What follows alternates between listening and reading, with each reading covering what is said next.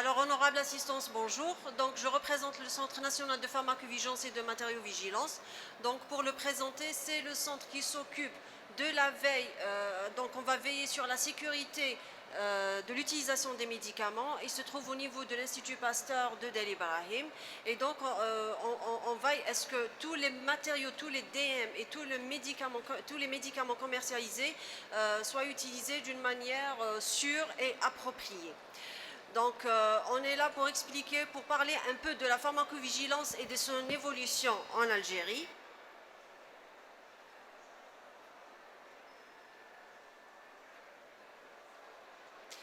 Alors, l'OMS définit la pharmacovigilance comme étant la science et les activités relatives à la détection, à l'évaluation, à la compréhension et la prévention des effets indésirables ou de tout autre problème lié aux médicaments commercialisés. Elle englobe notamment la gestion des risques, à la prévention des erreurs médicamenteuses et la diffusion d'informations sur le médicament et l'action en faveur d'un usage rationnel des médicaments et la préparation en situation de crise. Donc vous l'aurez compris, on est là pour veiller à ce que le médicament soit utilisé dans de bonnes conditions. Alors, la première notion de pharmacovigilance apparaît. Donc, tout a commencé avec la poudre de Baumol en 1952, où il y a eu l'arsenic qui a été versé à la place de l'oxyde de zinc. Donc, vous savez, l'oxyde de zinc, c'est une molécule antiseptique utilisée dans les talcs. Donc, il y a eu erreur et l'arsenic a été versé à la place de cet oxyde de zinc et ça a entraîné le décès de 83 nourrissons. Ensuite, en 1957, il y a eu l'histoire du Stalinon, donc un médicament qui est à base d'étain et qui est indiqué dans le traitement de la furonculose. Et à la fin, on s'est retrouvé avec 100 empoisonnements par cet étain. Il y a eu aussi le scandale de la thalidomide. La thalidomide en 1960, donc la thalidomide c'est une molécule ou un produit sédatif et antinauséeux, donc utilisé dans le traitement symptomatique des signes sympathiques de la grossesse, à savoir par exemple les nausées, les vomissements. Et donc les mamans qui ont pris ce médicament, ils ont eu au total après 12 000 malformations congénitales. Le distilbène aussi, entre 1971 et 1975. Le distilbène, c'est une molécule de synthèse aux propriétés oestrogéniques puissantes. Donc, il a été indiqué et prescrit pour limiter les avortements. Et toutes les mamans qui étaient en contact avec ce produit, ils ont eu des enfants qui ont eu des stérilités, des malformations génitales et même des cancers du vagin. Et jusqu'à aujourd'hui, les victimes de ces incidents se battent toujours pour faire valoir leurs préjudices. Alors, et le scandale qui a défrayé la chronique, le Mediator. Donc, le Mediator qui est un antidiabétique, il a été détourné de son indication. Donc, il a utilisé comme un coupe-faim, comme un anorexigène, donc utilisé par des personnes qui voulaient perdre du poids. Tout ça s'est passé entre 1976 et 2009 et a causé des centaines de morts, notamment par valvulopathie. Et donc, après tous ces scandales, on s'est rendu compte qu'on avait besoin d'un organisme qui serait là pour essayer d'éviter tous ces incidents mortels, souvent mortels. Et donc, cette notion, ce concept de pharmacovigilance est né. Et donc, pourquoi on a besoin de cette pharmacovigilance? Parce qu'en fait, nos connaissances, avant la commercialisation des médicaments, sont insuffisantes. Pourquoi elles sont insuffisantes? Parce que les tests faits déjà au cours des essais précliniques, les tests faits sur l'animal, ils ne sont pas prédictifs de l'innocuité. On peut pas, c'est vrai qu'on va avoir une petite orientation de l'innocuité, mais les résultats ne sont pas extrapolables à l'homme. Et on n'a pas assez de recul pour repérer tous les effets indésirables possibles. Les malades aussi, au cours des essais cliniques, sont sélectionnés et en petit nombre. Donc, ils sont sélectionnés, parfois on prend des patients qui n'ont pas de tare, on prend les patients qui ne sont pas tabagiques, qui ne sont pas alcooliques, qui ne prennent pas de café, donc on les sélectionne. Et c'est clairement très différent de la population générale qui va utiliser plus tard le médicament. Et en nombre limité, donc si on utilise un médicament sur 1 million, 2 millions, ça ne va pas faire ressortir les effets qu'on pourra avoir sur des milliards d'utilisateurs plus tard. Les conditions de travail en essai clinique sont différentes de la pratique. Donc vous savez très bien qu'au cours des essais cliniques, quand on met des patients sous un médicament qu'on voudrait développer, le patient est pratiquement mis sous la loupe. On lui donne la molécule, on le revoit tous les jours pratiquement, on le revoit chaque semaine avec des bilans de surveillance, ce qui ne se passe pas, qui ne se fait pas dans la pratique médicale courante où on donne les médicaments et on a souvent des perdus de vue. Les essais cliniques sont limités dans le temps, tandis que la pratique dure tout le temps. Donc vous savez que les essais cliniques se font en 2 ans, 3 ans et encore. Par contre, dans la pratique, c'est des dizaines d'années. Donc après, dans la pratique courante, on aura assez de recul, assez de temps pour détecter des effets indésirables qu'on n'a pas pu détecter au cours des essais cliniques. Et l'essai clinique ne donne pas d'informations sur des populations à risque, comme les enfants, les sujets âgés, les femmes enceintes. Vous savez que de point de vue éthique, on n'a pas le droit de tester des médicaments sur des enfants, des personnes âgées et des femmes enceintes, alors que plus tard, après commercialisation, c'est des tranches d'âge, c'est des populations particulières qui peuvent être utilisatrices de ces médicaments qu'on a développés.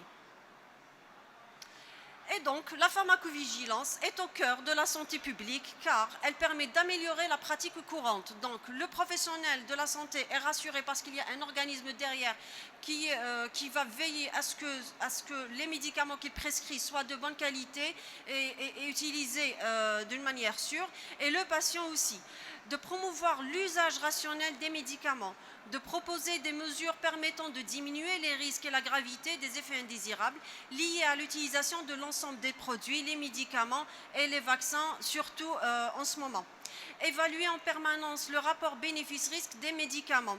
Donc vous savez qu'au cours des développements des médicaments, au terme de ce développement, au terme des essais cliniques, on ressortira avec une certaine balance bénéfice-risque et les médicaments sont censés être bénéfiques. Après, au cours de l'utilisation, au cours de la commercialisation, après le recul et la détection des différents effets indésirables qu'on n'a pas eu lors des essais cliniques, ce nombre d'effets indésirables peut déstabiliser ou déséquilibrer cette balance bénéfice-risque et donc le médicament devient plus risqué que bénéfique et parfois on est obligé de retirer le produit. Après 20 ans d'utilisation, 30 ans. Alors, améliorer aussi, la pharmacovigilance est là pour améliorer aussi l'information sur le risque et la prévention de ces risques, de garantir la sécurité des patients et de participer à la recherche et à la formation. Alors, la loi sanitaire 2018, via 2 articles, donc les articles 167 et 222, elle a pratiquement obligé, entre parenthèses, les professionnels de la santé à déclarer tout incident, tout effet indésirable qui survient suite à l'utilisation de produits chimiques, de médicaments ou de matériel médical. La loi 222, donc vous avez la loi ici. Alors l'article 177, donc le professionnel de santé, praticien médical, est tenu, outre ses obligations statutaires et réglementaires, de déclarer aux autorités sanitaires des effets indésirables secondaires à l'administration des médicaments et de signaler à l'autorité sanitaire tout incident ou risque d'incident provoqué ou pouvant être provoqué par l'usage à titre diagnostique, thérapeutique ou prophylactique de dispositifs médicaux. À côté, donc, cette loi est valable aussi pour les producteurs par l'article 222, donc les définitions de la production des produits pharmaceutiques et des dispositifs médicaux, des règles de bonne pratique de fabrication et de stockage, de distribution, de dispensation des produits pharmaceutiques, de la pharmacovigilance et de la matériovigilance, ainsi que la définition de la mise sur le marché sont fixées par la voie réglementaire. Et donc la loi sanitaire est là pour appuyer la pharmacovigilance, car vous savez que la pharmacovigilance, tous les systèmes de pharmacovigilance à l'échelle mondiale souffrent de phénomènes de sous-déclaration. Donc la loi sanitaire était là un peu pour sauver cette pharmacovigilance. Alors maintenant, que faut-il déclarer? Alors on déclare tout effet indésirable suspecté être lié à la prise d'un médicament ou à l'utilisation d'un dispositif médical comme les pansements, les DU, les prothèses et tout. Donc on est censé déclarer tous les effets indésirables, même si on les juge anodins, même si on sait qu'ils sont connus, même si on sait qu'ils sont notoires, on est obligé de les déclarer parce que parfois c'est la fréquence qui fait changer la donne. On déclare aussi toute constatation d'un produit suspect, comme par exemple une coloration inhabituelle.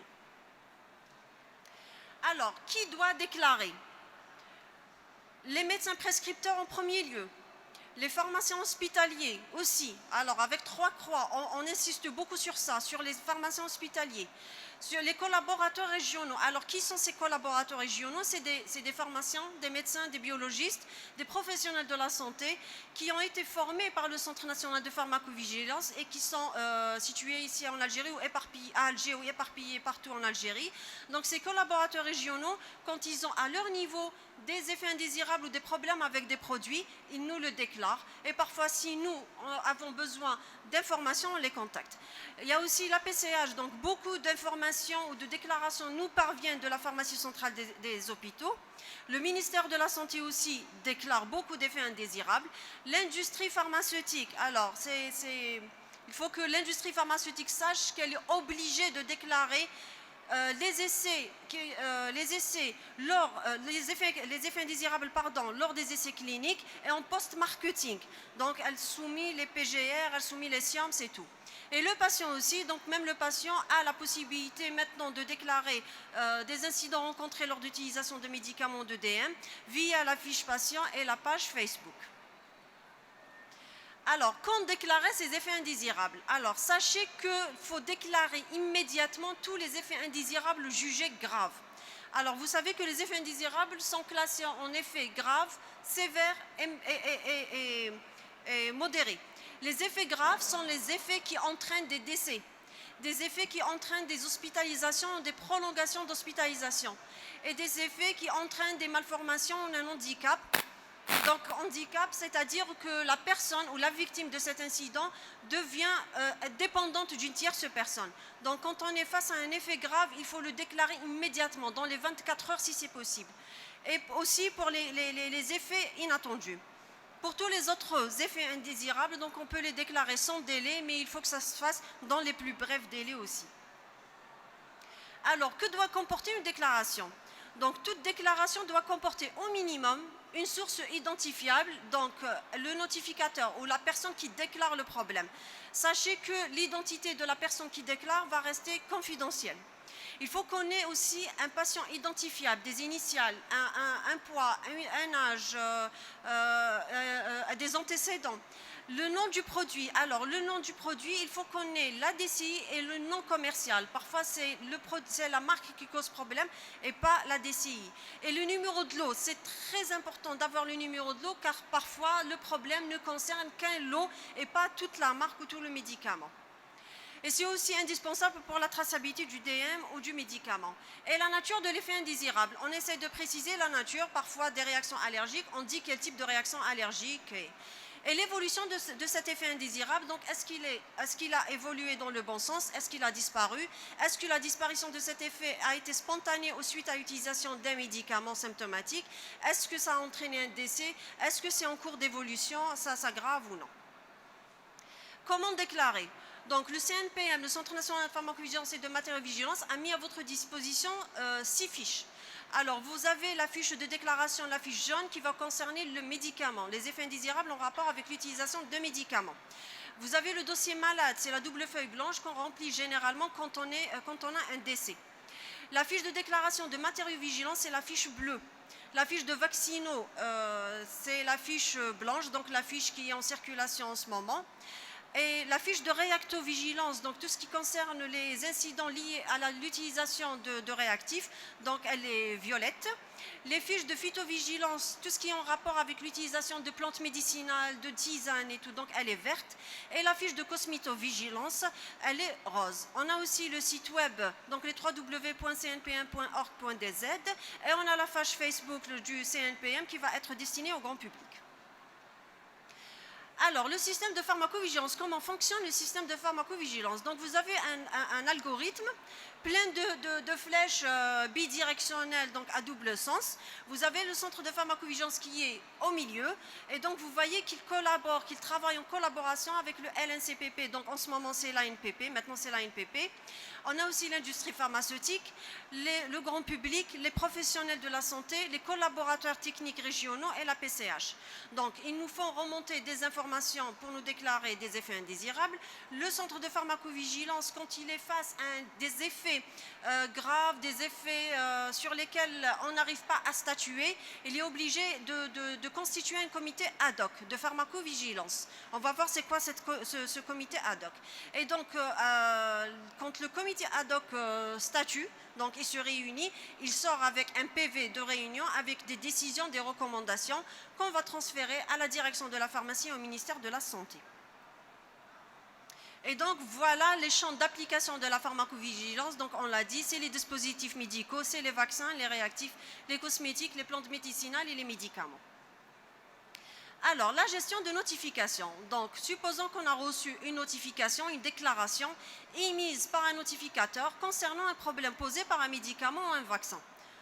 Alors, le CNPM va à ce moment-là organiser une pré-enquête. Donc, on va essayer de voir est-ce que cet incident est reproductible. Si, par exemple, c'était les urologues qui nous déclarent, donc on va essayer de toucher tous les urologues, hospitaliers et privés, pour voir est-ce que cet incident se reproduit à leur niveau. Et donc, on contacte aussi les collaborateurs techniques régionaux, les praticiens extra-hospitaliers, donc les publics et les privés, même au niveau des EPSP. Suite à cela, on fait en parallèle donc l'évaluation des liens de causalité. Donc on va essayer d'établir une imputabilité pour savoir est-ce que cet incident est réellement lié à l'utilisation de ce médicament. Est-ce que c'est le médicament qui est en cause et pas une erreur de manipulation ou bien une conservation qui est inadéquate ou pas. Donc l'évaluation des liens de causalité et voir le risque d'une potentielle reproductibilité de l'effet indésirable. Si le cas est grave et ou fréquent, là, on est obligé de réunir le comité ad hoc. Donc, le comité ad hoc ou le comité d'experts est constitué de représentants du ministère de la Santé, des représentants de la PCH, de l'Agence nationale des produits pharmaceutiques et du Centre national de pharmacovigilance et de matériaux-vigilance, et aussi les utilisateurs du médicament. Alors, on va inviter les utilisateurs qui ont eu problème et même ceux qui ne déclarent pas de problème en utilisant le produit concerné ou le produit en question. Et donc, on a fait la réunion ad hoc, l'enquête et le rapport final. Donc, si le lien de causalité est confirmé, on organise une réunion avec le fabricant ou le représentant de la firme dans le but de lui demander un complément d'information concernant le produit concerné par le dépôt d'un dossier technique et de procéder aussi parfois à des essais cliniques supplémentaires si nécessaire pour le médicament. Donc ça va être des études observationnelles ou de suivi. Le compte-rendu final, donc on va essayer d'élaborer un rapport avec des données de la réunion du comité ad hoc et ceux du laboratoire fabricant. Donc on va réunir toutes les données.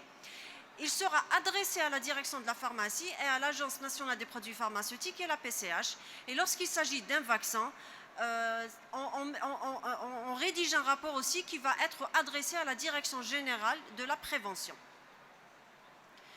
Alors, trois petites remarques. Donc, il n'y a pas de délai. Sachez qu'il n'y a pas de délai entre la réception de l'alerte et la réponse finalisée du CNPM.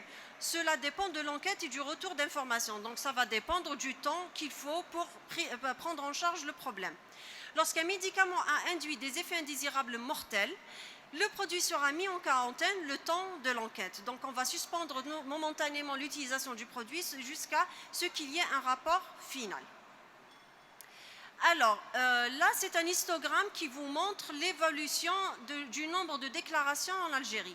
Donc là, vous avez les 5 dernières années, donc 2020, 2019, 2018, 2017 et 2016. Et remarquez bien que 2019-2020, on a une explosion des déclarations grâce, entre autres, à la loi qui a obligé les professionnels et les producteurs à déclarer. Mais il y a aussi les formations prodiguées ou organisées, les cycles de formation organisés par le Centre national de pharmacovigilance. Donc, il fait régulièrement des cycles de formation à l'attention des professionnels de la santé et donc, il nous déclare beaucoup depuis. Et 2021, je tiens à vous dire qu'on a dépassé les 3000 déclarations à cause essentiellement ou grâce essentiellement à la vaccinovigilance. Donc la majorité des déclarations qu'on reçoit en ce moment, c'est des réactions liées à l'utilisation des différents vaccins anti-Covid. Et donc jusqu'à maintenant, depuis le début de la vaccination au mois de février, on a dépassé les 3000 cas relatant des incidents, des effets indésirables. Maintenant, pour la matériovigilance, donc aussi depuis 2019-2020, on a aussi une explosion du nombre de déclarations de matériaux. Alors, le problème posé, la démarche. Donc, en résumé, quand on a un problème posé, au Centre national de pharmacovigilance, on fait d'abord une recherche bibliographique pour voir est-ce que cet effet est connu, est-ce qu'il a déjà été déclaré ailleurs, et la fréquence qu'on ne devrait pas dépasser. On fait en même temps une imputabilité, donc pour essayer d'avoir le lien de causalité entre l'effet et le médicament, et l'enquête sur le terrain. Donc, on a dit, si c'est un effet grave ou inconnu, donc on va réunir le comité ad hoc et en même temps, on demande à l'ANPP de contrôler le produit en question et à la fin, on aura des rapports qui contiennent soit des décisions ou des recommandations. Alors, je vous présente là quelques cas de pharmacovigilance et de matériovigilance reçus au niveau du Centre national de pharmacovigilance. Alors, premier produit, c'est l'acétate de cyprotérone, c'est la diane 35. Donc, alors en 2013-2014, il y a eu retrait de la diane 35 au niveau européen. À ce moment-là, le ministère nous a contactés pour faire, au niveau algérien, au niveau de notre pays, une réévaluation de la balance bénéfice-risque à notre niveau. Donc, on a procédé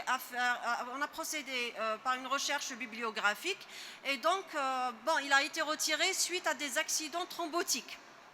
D'accord. Donc, on a évalué à notre niveau, d'abord par une recherche bibliographique, et donc, et on a trouvé que réellement le produit est pourvoyeur de thrombose, et donc le médicament doit être utilisé comme un œstroprogestatif. En principe, la diane est là pour traiter l'acné, l'hirsutisme et tout. Donc, elle a été détournée de son indication, elle a été utilisée comme une pilule contraceptive. On a réuni le comité ad hoc, donc à savoir, on a réuni les gynécos et les dermatos, avec le ministère de la Santé, le LNC à l'époque et tout. Et donc, la décision a été que la diane ne doit pas être utilisée comme contraceptif oral. C'est un médicament indispensable pour le traitement de l'acné accompagné de dystrophie ovarienne après un examen clinique minutieux et un bilan approprié afin d'éviter les risques d'effets indésirables. Donc on n'a pas été vers le retrait, mais on a essayé d'encadrer l'utilisation et la prise de cette diane 35 et finalement on a eu raison car après quelques mois, même en Europe, ils ont remis en circulation la diane 35. Alors, deuxième produit, c'est l'albumine humaine, Alburel. Donc, on a des déclarations, 80 cas de déclarations nous ont été parvenues, dont 4 décès. Donc, les déclarations étaient à type d'hypothermie, des frissons, des OAP, des rages cutanées, donc des allergies aussi. Et on a ouvert une enquête et donc on a constaté qu'il y avait une augmentation des effets indésirables induits pour certains numéros de lot. Donc, la réunion du comité ad hoc a décidé de la mise en quarantaine des lots ayant posé problème et la surveillance des lots restant en circulation. Et finalement, on a constaté que même avec les lots qu'on avait laissés, les cas continuaient à nous parvenir. Et donc, de là, la décision finale était la suspension provisoire de l'AMM. Et finalement, le laboratoire a récupéré tout son produit et a quitté le pays. Un cas de matériovigilance, c'est les clampes de bar. Donc, on a eu des déclarations comme quoi les clampes de bar se fermaient mal. Donc, il y avait un défaut de fermeture des clampes et donc ça a provoqué des hémorragies de grande abondance chez le nourrisson. Et donc, quand on a pris le produit et on l'a analysé, on a vu qu'il n'y avait aucun marquage sur ce produit et on était obligé de retirer. En conclusion, la pharmacovigilance participe à la réévaluation continue du rapport bénéfice-risque des médicaments en situation réelle de prescription. À l'échelon individuel, elle aide au choix du meilleur médicament pour un patient donné. À l'échelon populationnel, elle conduit à maintenir ou non un médicament sur le marché ou informer les professionnels de la santé et le public du risque potentiel. Et je vous remercie.